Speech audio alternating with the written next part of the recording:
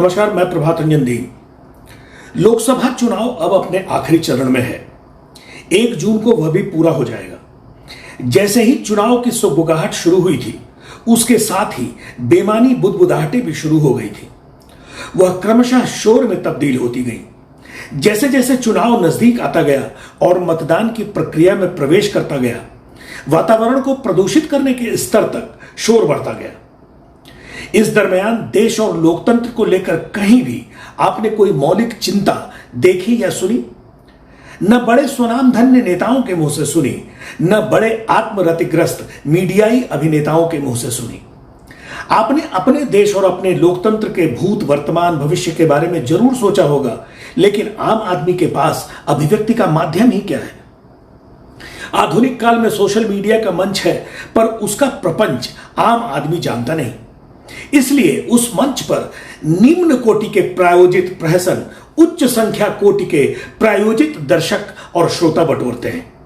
और जनता का मुखपत्र बनने के मूल उद्देश्य से स्थापित हुए अखबारों और चैनलों तक आम आदमी की पहुंच कितनी है, इसे हम आप अच्छी तरह जानते समझते हैं। मीडिया प्रतिष्ठान भी राजनीतिक पार्टी की तरह आम आदमी को बेचते हैं, सत्य और ईमानदारी का बिक्री बट्टा करते हैं, नेताओं और सामर्थ्यवानों की दलाली करते हैं और मेरी कमीज तेरी समीज करते रहते हैं। विचारवान देश की यह दुर्गति है। कोई कुछ भी बोल रहा है, कोई परहेज नहीं, कोई वर्जना नहीं, कोई विदूषक की तरह आरोप दर आरोप का हास्य सृजित कर रहा है, अनर्गल प्रलाप कर रहा है। भ्रष्टाचार में पगा कोई नेता भ्रष्टाचार रोकने के जुगत बता रहा है, कोई घर में नारी को पीट रहा है और सड़क पर नारी को पूजने का तमाशा रच रहा है। कोई देश की पीढ़ियों को स्वावलंबी और आत्मनिर्भर होने के बजाय उसे आरक्षण देकर आत्मपंगु बनाने की घोषणाएं कर रहा है। देश के आत्मनिर्भर होने और पीढ़ियों के आत्मपंगु होने का अजीबोगरीब विरोधाभास परोस रहा है। चारा हजम करने वाला चारागर बना ताल ठोक रहा है, तो कोई उसी निकृष्ट विरासत पर अघा रहा है। अपने बुजुर्गों को अपमानित कर पद छीनने वाला आचार और नैतिकता पर गाल बजा रहा है। कोई भद्र महिला पूरे देश की सुन्नत कराने की अभद्रता पर आमादा है। कोई धर्म के आधार पर केवल मुसलमानों में आरक्षण बांट दे रहा है। नौकरी है नहीं, आरक्षण बंट रहा है। जातिवाद समाज का नासूर है का उपदेश देने वाले जाति पर वोट मांग रहे हैं। ठीक वैसे ही जैसे शराब पीना बुरी आदत है कहकर सरकारें बेपनाह शराब बेचती हैं। भारत विरोधी विदेशी शक्तियों से धन लेकर कोई देश के खिलाफ जहर उगलकर भी शर्मा नहीं रहा। कोई धर्मनिरपेक्षता, प्रगतिशीलता, बुद्धिजीविता का कोठा खोले बैठा है, तो कोई मोहब्बत की दुकान से षड्यंत्र का ड्रग्स बेच रहा है। कोई गिनती में ही लगा पड़ा है, कभी इधर की संख्या बढ़ा देता है, कभी उधर की। मीडिया के विचार कोश में केवल संख्या ही अटती है, वह सिक्कों की संख्या हो या सीटों की। तो यह है देश के वैचारिक परिदृश्य का संक्षिप्त शब्द कोलाज। दृश्य 2। 7 दशक बीत गए, हम आजादी का जश्न और लोकतंत्र का चुनावी पर्व मनाते रह गए। अब तो आजादी की पुकार और चुनाव का खुमार देखते ही मगज पर बुखार चढ़ जाता है। यह बुखार समझदार, सरल, निर्बल जन जमात का है, जिसकी कहीं कोई पहुंच नहीं, जो लोकतंत्र का मर्म समझने वाला मतदाता है, पर उसके मत की कोई वक़्त नहीं। उसकी संख्या में भारीपन नहीं, किंतु आभारीपन बहुत है। यह जो लिखा है मैंने, उसमें गद्य भी है, पद्य भी है, कविता भी है और अकविता भी। सब गड्ढमड्ढ है भारतीय लोकतंत्र जैसा। है तो बहुत ही अजीब मेरा यह सोचना, लेकिन आज के प्रसंग में बहुत ही वाजिब और सटीक है। चूंकि यह बहुत ही वाजिब और सटीक है, इसीलिए बहुत ही अजीबोगरीब है कि मैं 77 साल से देश के छत विक्षत अंग बटोरने में लगा हूं। देश भंग, प्रांत भंग, पंज भंग, बंग भंग, शीश भंग के स्थलों पर शक्ति स्थापना के स्वप्न जोड़ने में लगा हूं। अब भी सुनता हूं, देखता हूं, आजादी के टुकड़े खाने की भेड़ियाना भूख जारी है। यह हवस भारी है। इस राष्ट्रद्रोह के बरक्स राष्ट्र प्रेम एक संगीन आरोप है। सियासत, अदालत और कानून रंगे सियारों का घटाटोप है। भरोसा न्याय का बस आम आदमी के समय काटने का बहाना है। लोक सड़कों पर मर रहा है, तंत्र हरम में पल रहा है, शब्दावलियों का षड्यंत्र देश में चल रहा है। परहेज और वर्जनाओं का आचार देश से ढल रहा है। सर्वोच्चता के शिखर का संस्कार नीचता के स्खलित तल पर गल रहा है।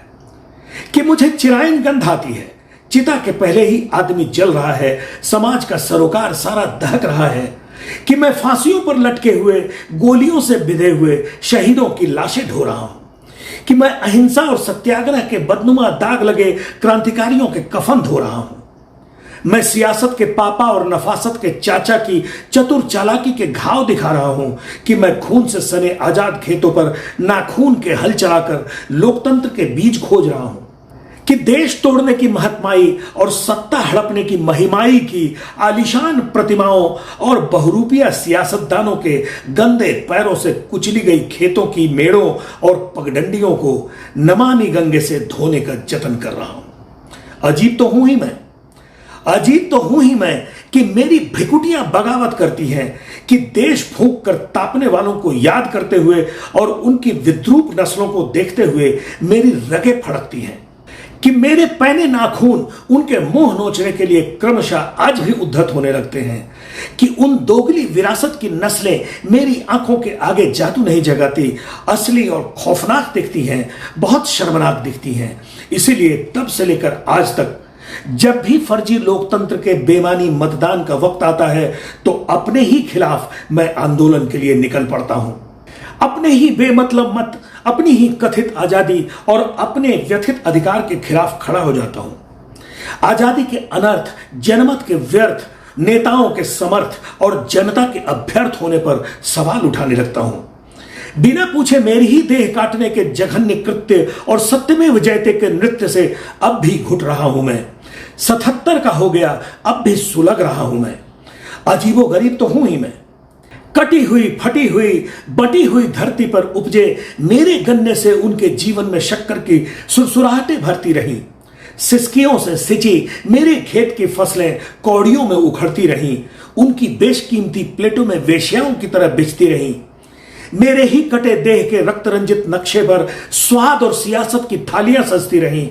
मेरे ही खेत का अनाज उनके दलाल कोष में बंधक बनता रहा। मैं अनाथ पलता रहा।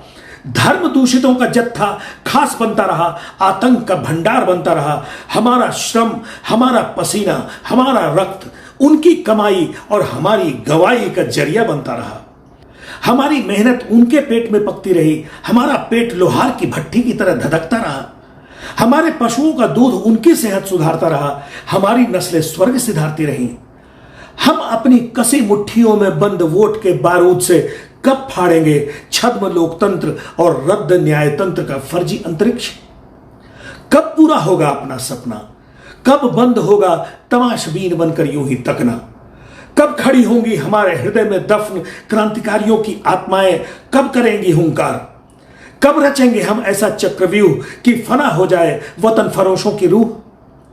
ऐसे ही पुकारता हूं मैं, ऐसा ही मनाता हूं मैं, ऐसा ही जतन करता हूं मैं। अजीबो गरीब तो हूं ही मैं, अजीबो गरीब तो हूं ही मैं।